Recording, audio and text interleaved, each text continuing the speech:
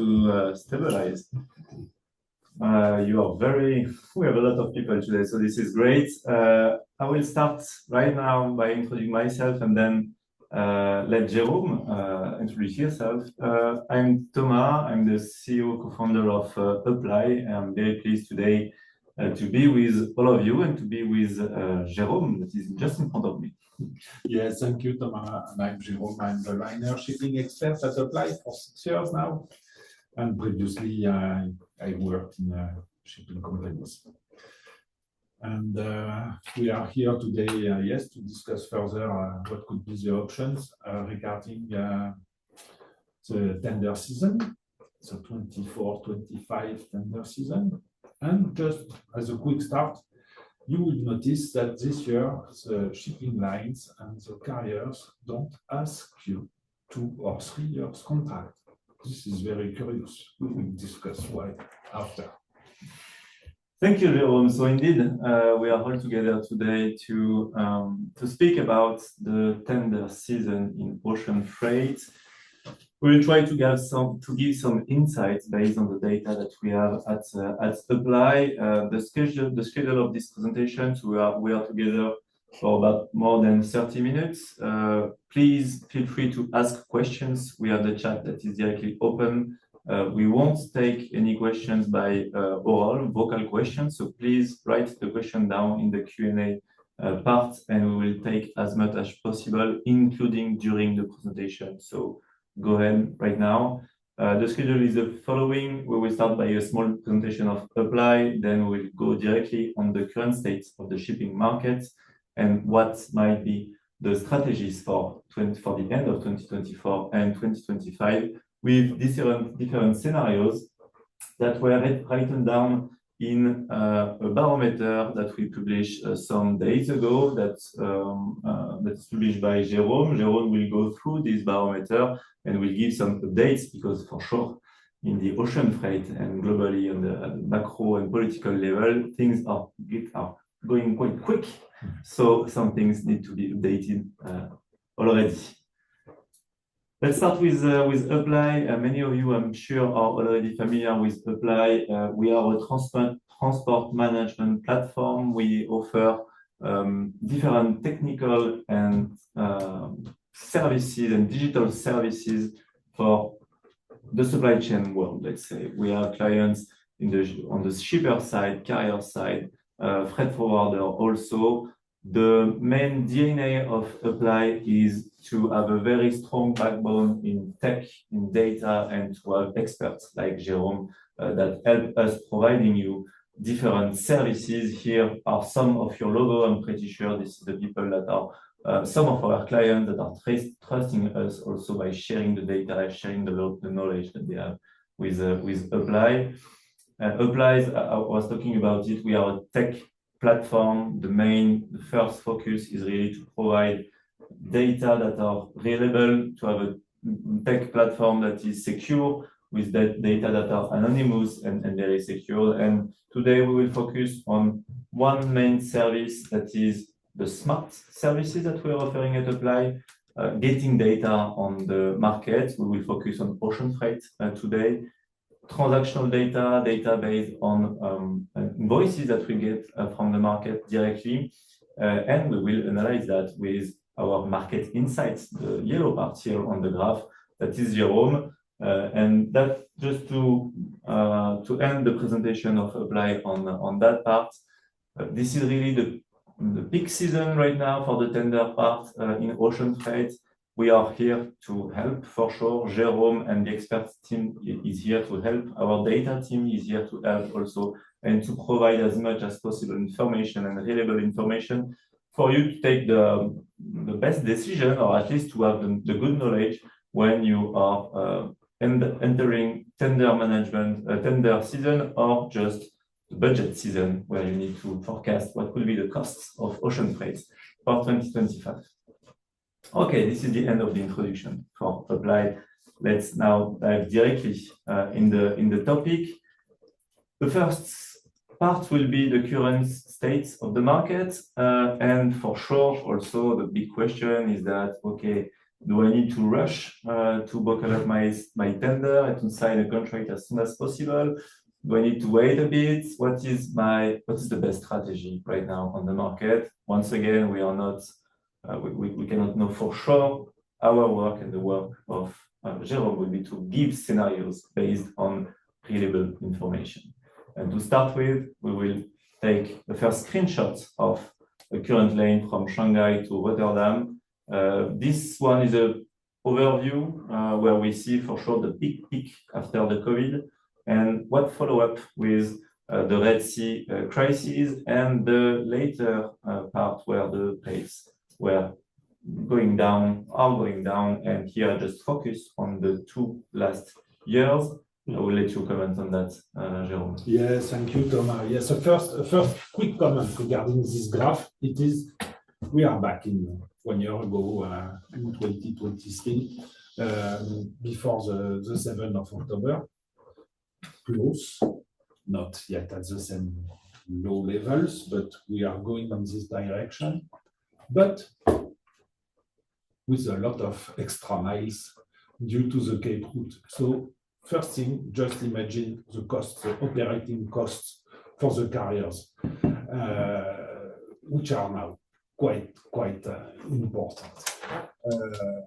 First figure to have in mind, maybe taking in account this corridor, will be to try to have an idea of where the break-even should be for a shipping line, for an average shipping line. So it is not rocket science. Of course, it is an average because it will depend about a lot of factors from a carrier to another. But in a Suez scenario for a 40-footer on this route, Rotterdam, Shanghai to Rotterdam, we expected, we had an average figure of $1,800 on free in, free out basis without the THC as clearly a break-even cost. Now, with the Cape route, add $1,000. That is to say, we have a break-even which is roughly nearly $3,000 per 40. And we can see that now we are dangerously entering into this area. At the worst time for the shipping lines, because they will have now to secure some cargo for quite a long period of time on quarterly basis, in the quarterly contract with the forwarders, mostly anticipating a lot the market, putting a lot of pressure on the market, and on the other side, for longer term contracts with the BCO. And this is really a difficult exercise at this time. Thank you, Jérôme. This is for the, let's say, the first introduction. Now we will move on two boxes where we will see on the update situation of the market. What are we will put ourselves on the shipper side. I'm buying freight transportation, I'm buying ocean freight right now. I need to know if I'm in the tender season. What are the unfavorable factors? What are the favorable factors? And just to remind you, once again, we will go through these factors. Everything is detailed in the report that we have online. Yeah. Go ahead. Yes, of course, Thomas. This is a little bit presented as a teaser in this slide. Of course, there is a lot more to say about that. What is quite important to notice for me at this time of the year, it is that in terms of unfavorable factors for the shipper, it is that the political situation is really worrying everyone. And it is very difficult, even with a very nice crystal ball, to make some nice prevision for in terms of factors. Of course, the concentration is also an issue, and we have some new things to take in account with the new Gemini program. And we have also seen recently that MSC is now really a very big leader. So it turns concentration of the market, and we have seen it also on the NVOCC from the forwarder side with the recent DSV Schenker operation. We are evolving in a configuration where the offer is more and more concentrated. So, Jérôme, we have a question on that. Can you just, in 2 seconds, remind everyone what is the Gemini project and what might be the impact on shippers, maybe on quality, on lead time, on transit time? Thank you. So the Gemini project is the new alliance between Maersk and Appli that will start February 2025, if I am right. And it is a new product which is based on an old-fashioned system, which his name is hub and spokes. That is to say, they will not go in the philosophy of fully direct approaches, but they may favor transshipment. And it is interesting to see that with this setup, they want to guarantee to the shippers maybe a better schedule reliability than the others, even for the others competitors who use direct services. So it will be interesting to see how it works effectively. So maybe better quality in terms of deliverability and transit time with this Gemini project. Okay, good. Thank you. What is funny about that, and we have seen it in the past, it is that in some configuration, some carriers who are performing some routes with some transshipments sometimes offer better transit times than direct shippers with direct routes. So we will have to challenge that for sure. Okay, the third bullet point was situation in the Red Sea. So the situation is still quite hot right now. Yes, and it's very sad, of course, but now there is less and less vessels. In terms of container vessels, the situation is nearly 90%, 95% of the container vessels are going through the Cape Route.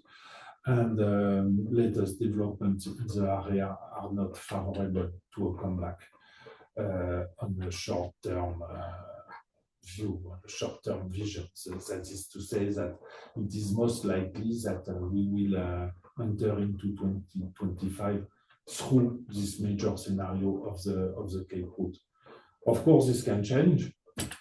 One day it will change. One day it will come back to normal. Personally, I was thinking that a comeback was maybe possible for 2024 second half at the beginning of the summer, but it was a sad dream. And today events and today shows that we have to adapt to and to enter into a vision of this longer route for quite a long period of time now. And this is all the problem about. It is that we are entering into this long-term scenario through the Cape Route. So we bear in mind that shipping costs have escalated nearly to the 3,000 to get a raw figure, keep $3,000 per 14 miles. And we are looking now at a market where the rates are seriously under pressure because demand is low globally, particularly in Europe, lower in Europe than in the US. We will talk a little bit about the other corridors also, because I think it is important to have a vision per corridor and not too global with a focus as we are in Europe, with a focus on Asia to Europe.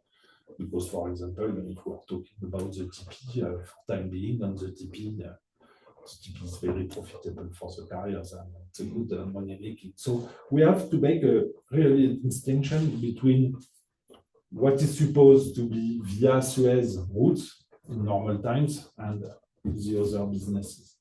Yeah. Because over focusing on Asia to Europe, of course, it is the first trade of the world, but there is also some other trade to take into consideration. We have just regarding the concentration part also, we have a question from Christophe. Is there expected impacts due to the 2M islands setup? It's difficult to see at this stage what will be exactly the competition between the products next year. Why? Because no one is really wondering to come back to fixed window schedules, particularly taking into account the huge capacities that is coming on the market that already came, and which is coming for the end of 2024, and that will come even further on 2025. So, as no one will really go back to weekly schedules with fixed windows, I don't think so. I think that blank sailings will remain something that we will have to face. It will, I may say, by price. If I was a shipper, and today it is the exercise, it is from a shipper side, the vision. Buy some price. You are in a position to buy price because what was supposed to happen last year, exactly at the time we are talking, but 1 year ago, a bit more than 1 year, just before the 7th, October the 7th. At that time, remember the prevision was very low figures in terms of projection for 2024. Because the capacity was there, because everybody was fighting to get some cargo. And when the Houthi came, it changed completely the dynamics. But today, even if the longer route is becoming the new normal, the pressure on the rate due to the overcapacity is roughly the same scenario that was made by the analyst 1 year ago. So it is interesting. First point, first takeaway, I think, for this webinar, it is what was planned last year is likely to happen this year. What was planned last year, and that at the end of the day was wrong due to the Houthi crisis, may happen this year. If we don't have a new crisis that is if we don't have a new crisis and taking into account the longer route. Okay. And this is going to the favorable factors, the right part of the slide here. We have let's talk mainly about nearshoring, the potential, not potential, but overcapacity. You are talking about overcapacity. Yeah. New ships that are coming in. Yeah. The situation in the Panama Canal also. Yeah. So this is the situation. To start with the situation of the Panama Canal. The Panama Canal now is back to normal. So of course they will have to make some more investment in order to get some more fresh water from the Gatun Lake. I think that, but for time being, there is no major threat regarding the Panama Canal for the coming year. First thing, more or less already saved. The other issue, the favorable issue for the shippers, it is that effectively it will be quite easy for you this time, even if you wait a bit to find some space. We see in 6 months time term, we don't see particular pressure on space. So that is to say, it would be quite easy to negotiate, and why not wait a little bit more in order to enjoy, between brackets, is it this overcapacity situation. Other point also favorable for the shippers. Also, we're talking about nearshoring. It is that the shipping lines have understood that the cake is getting smaller.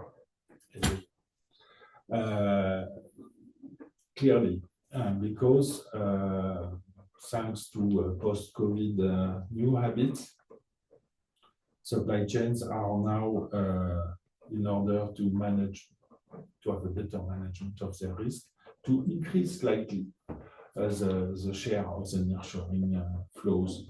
And we are between 5 and 10% loss, net loss in volume regarding compared with what happened before the COVID. And so it's not a big change. It's not changing very quickly, but year after year after year after year after year, you can see that, yes, the cake will get a little bit smaller.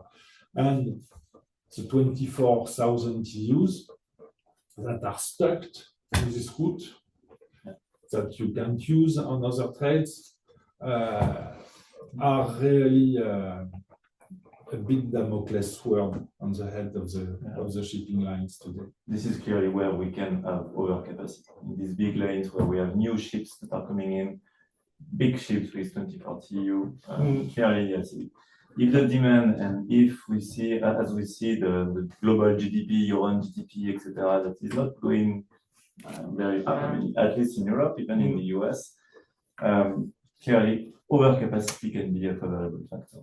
And it gives us to move on the two scenarios for an industry that we are seeing. I will let you. Yeah. So first scenario, freight rates remains close to the break-even costs of the shipping lines.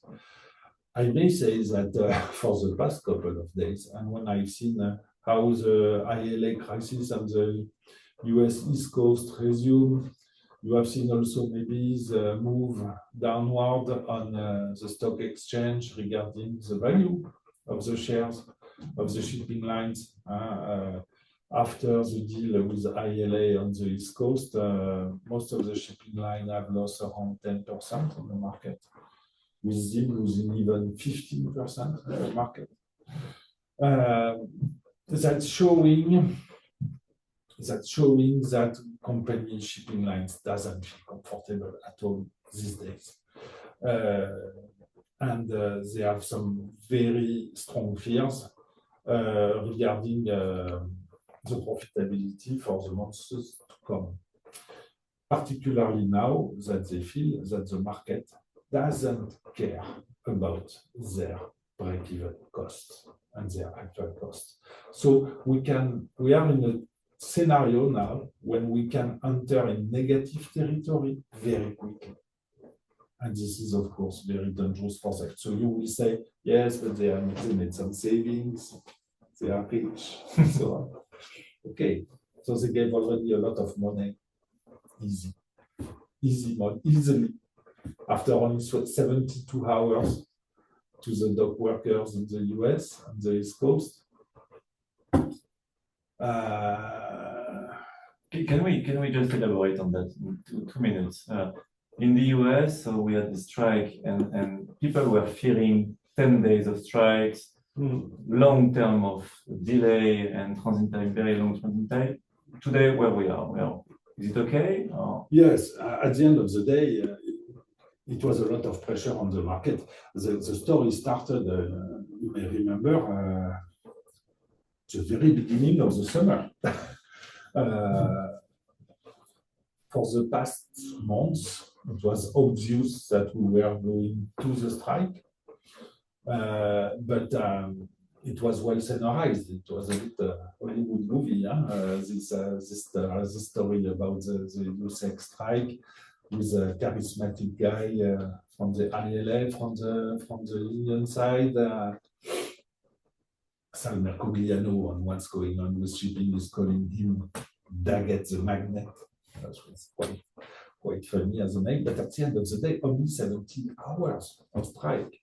Okay, and of course, the shipping lines will bear all the extra costs. Nearly 60% increase of wages for a 6-year duration contract. It is some big money to put on the table, and nothing is solved regarding the issue with the automation on the terminals, because it is true, and that productivity on the US terminals is not great compared to European standard, and particularly to Asian standard, but even compared with the European standard, the productivity is not great. Thank you. If we sum up these two scenarios, so we see either the rates to stay at the current median rate, let's say, the situation is stay as it is with the Cape, the route of Cape Good Hope that is still the main one. Rates are about what on the Asia to Europe 3,000 per TEU, something like that. This is the first scenario. On the other one, things are getting better, and then capacities, demand that is not skyrocketing. Smash your head directly. Rates are going down. And then bam, rates are going down. So yes, and to adapt a little bit, this has been written 4 or 5 weeks ago. What I would say to adapt a little bit these two scenarios, it is the scenario 1 is most likely to happen now, with some running costs that may be not really taken in consideration by the market, in my opinion.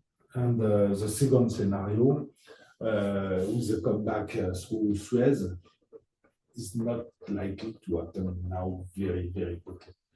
So, due to the geopolitical situation, for sure, and even let's say that things are getting better in January, February, it will take time to reroute everything, reorganize everything. Of course. And also to mitigate a little bit that, let's talk just 1 second about the TP. The TP, which is not affected by the crisis in the Gulf. TP is doing good. TP is, even if the rates are a little bit under pressure, TP for 2024 has been a very nice cash machine for the shipping lines.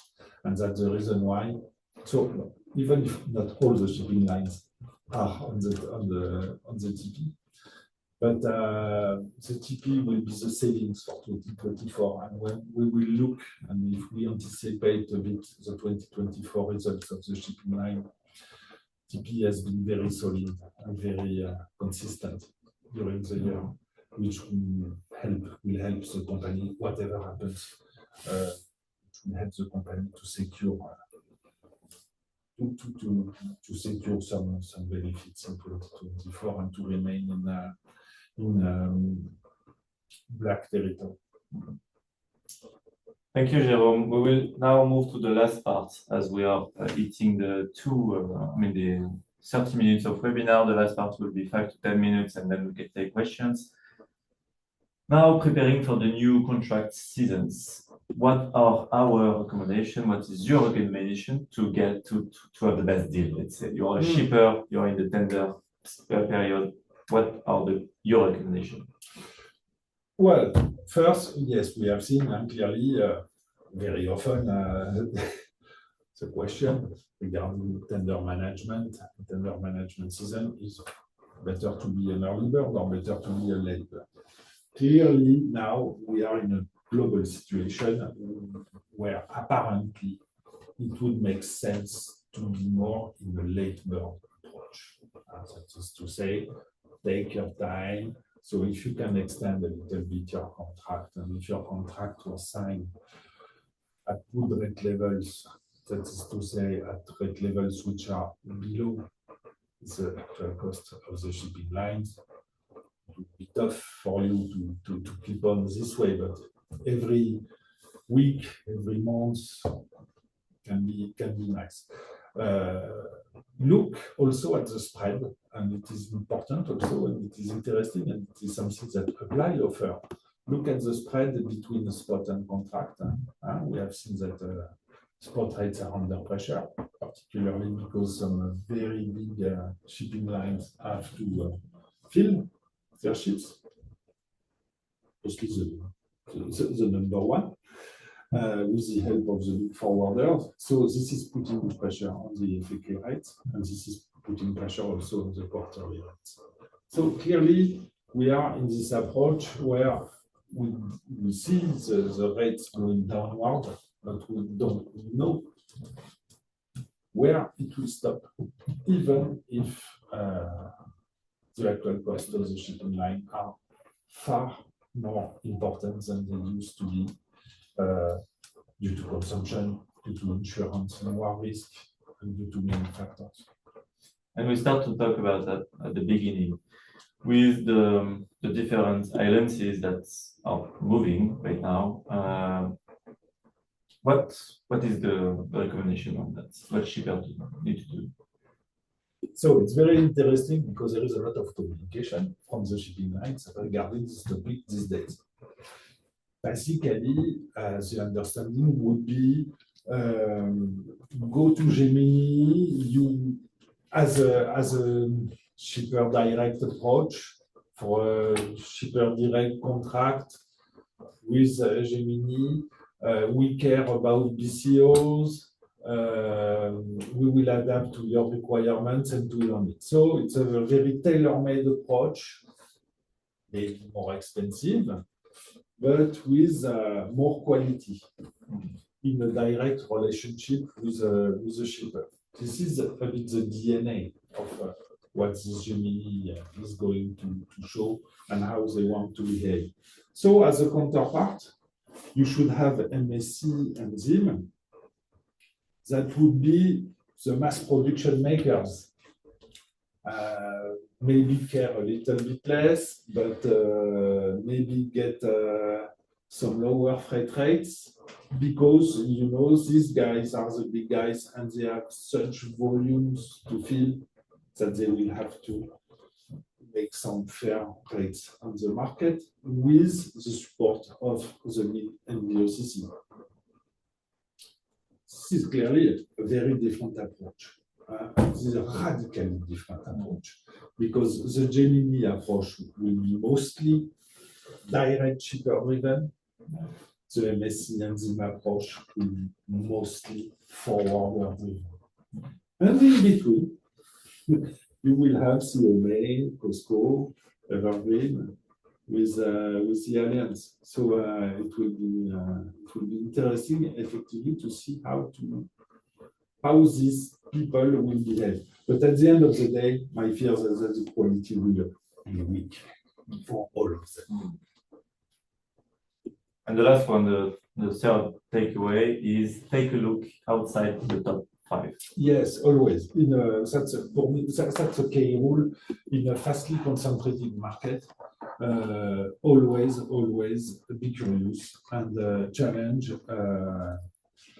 the tier 2 makers, I would say, because they may have some offers that may suit you very well and be more imaginative than the biggest people that we are all day long talking about will offer to you or will push you to buy.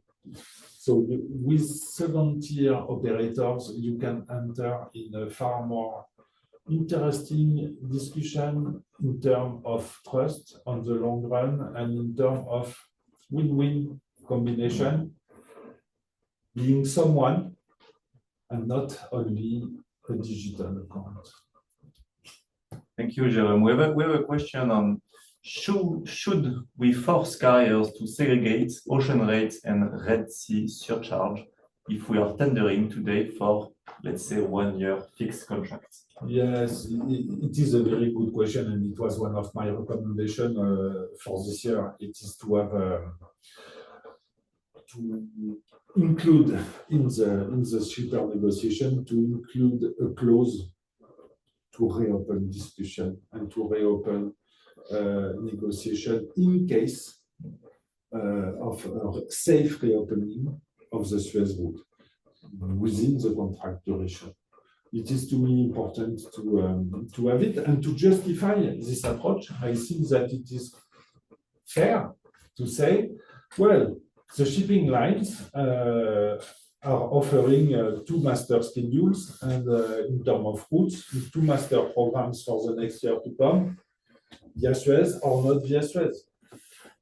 In the same approach, from the other side, from the shipper side, to me, it should be fair to say, well, Mrs. Shipping Line, okay, the most likely scenario will be through the Cape route, point taken. But in case of a safe opening of the Suez route, I don't want to wait for the end of my 1-year duration contract to rediscuss and to reopen.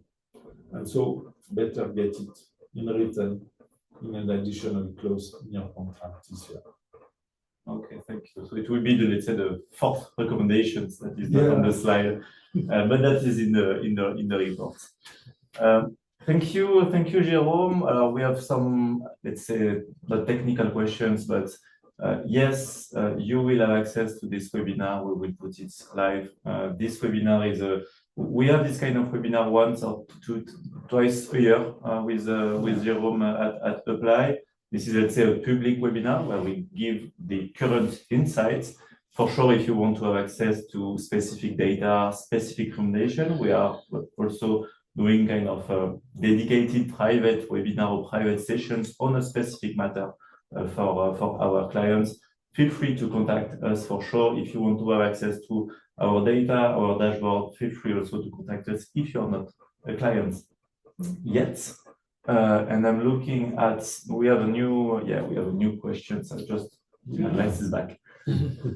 What are the key influencing factor determining how long we should fix our freight rates? Yes, good question, of course. So, two things. If you are a direct shipper, a BCO, if you have big volumes, you can go to direct contract negotiations with the shipping lines for a 1-year period. If you are a smaller shipper, you may also go into discussions with big forwarders in what we call some quarterly contracts. To me, this time it is interesting to challenge both approach. That is to say, challenge, even if you are a small shipper, let's say below 5,000 TEUs per year to move, it would be interesting to challenge the market, the forwarding market, the VOCC market, and the direct shipping line market in order to see what you can obtain. And surprisingly, you will see that you can get some better offers from the VOCC than from the shipping lines directly, which is not very logical, but which is the truth in the market. Great. Just waiting for maybe 1 or 2 questions. Okay, good. And yes, still answering 1 question. The slides will be available. You will have access to the slides. You will have access to this webinar in replay. And we will end here because we are at the end of the sessions. Let me just thank all of you. You were a bit less than 400 registrants. This is huge. We are used at this kind of webinar at Appli. We do it also on road transportation with very big figures, but here 400 for the ocean freight. It's very good figures for us. We are very happy that you like this kind of format. If you want more or if you want to have more data, please contact us. It's always good to have feedback. Thank you, Jérôme, for this exercise. And have a great day, everybody. Bye-bye. Bye-bye.